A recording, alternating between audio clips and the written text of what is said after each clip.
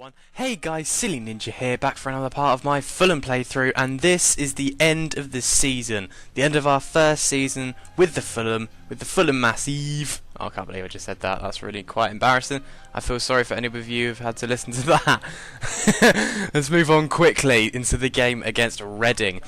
Now, as you recall, you may recall, it was a long time ago, I played Reading at the Majewski and lost 1-0. My team played awful. It was ridiculous. We were absolutely appalling in that game, but luckily Roddy scored in the 82nd minute. Again, I find it tough against lower league teams, it seems. Our concentration and composure against the lower teams is not as good as it is against the top teams, so hopefully next season I'll be able to fix that, because we're never going to be able to finish top 4 if we can't beat the teams we should be beating. So that's how that game ended, 1-0. Simple goal with Roddy to score. He's been scoring them all season, and he's going to be scoring them.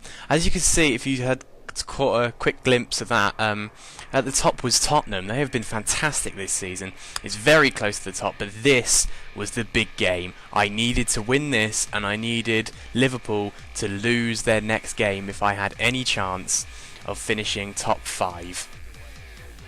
Which is an automatic place in the Euros, if you didn't know. Because if I finish 6th, then I do get a place, but I have to play playoffs. But what a strike from Dimitar Berbatov to get the scoring underway for us. I think, actually, this is, I think this may be Liverpool's ground. I can't remember.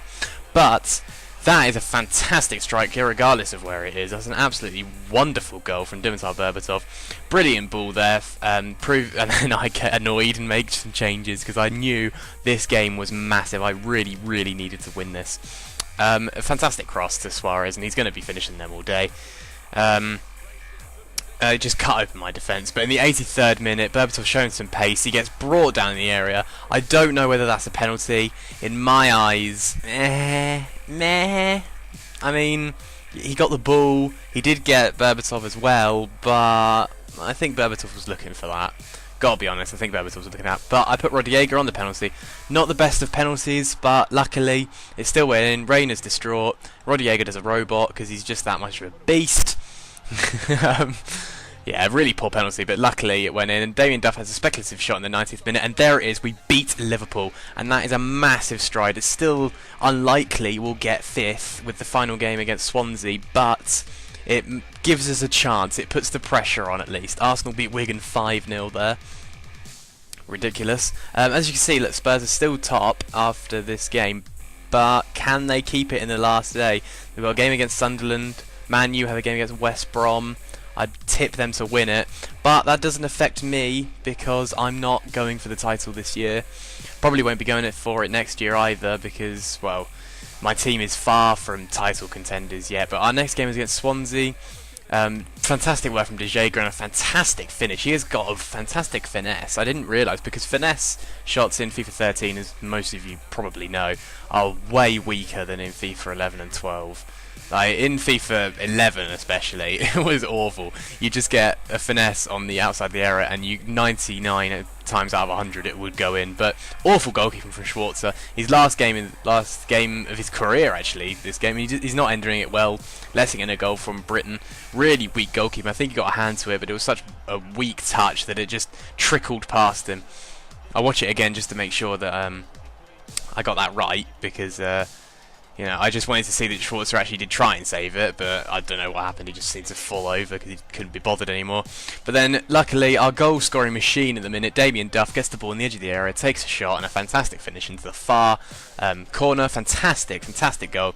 He's also retiring at the end of the season. I have a very ageing squad at this point anyway, because, well, I don't know why, but I do. And that's a problem, really, for next season, because I will not have the team that I had this season, so I'm gonna have to make some big signings who can play game in, game out for me next season, which are, those sort of players are very, very expensive.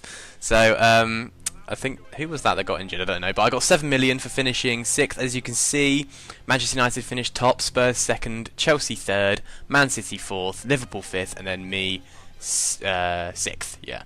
So that's the end of the season, and this is just me sort of sorting out contracts, sorting out who should stay, who should go, you know, that sort of stuff.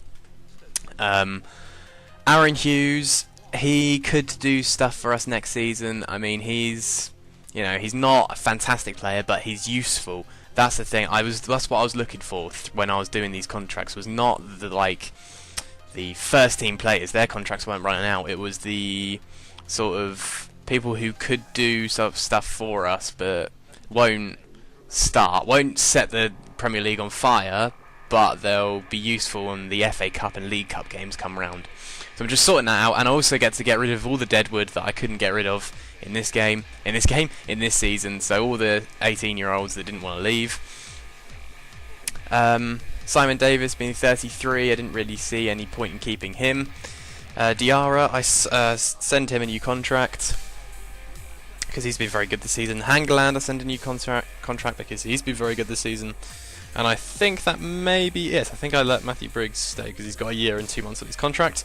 I get an international management offer from Bulgaria, but I'm not going to be accepting that anytime soon because it's Bulgaria. And then all those players are being lovely and saying, I'll do that, I'll sign that because I like you lots. I don't know why they're talking like that, but they did. All those players are going to leave. So this is pretty much the end of the season, guys. So if you could show as much support as you could for this on this video, leave likes, favourites, comments, just everything you can, and the next season video will be coming very, very shortly. Part 2, Season 2, can we finish top 5, possibly even top 4, who knows what we could reach. I get an international management from Sweden, but again, not really interested. So yeah, if you could leave a like, favourite, I hope you've enjoyed my first season with Fulham. Many more seasons to come, many more trophies to be won, I'm sure.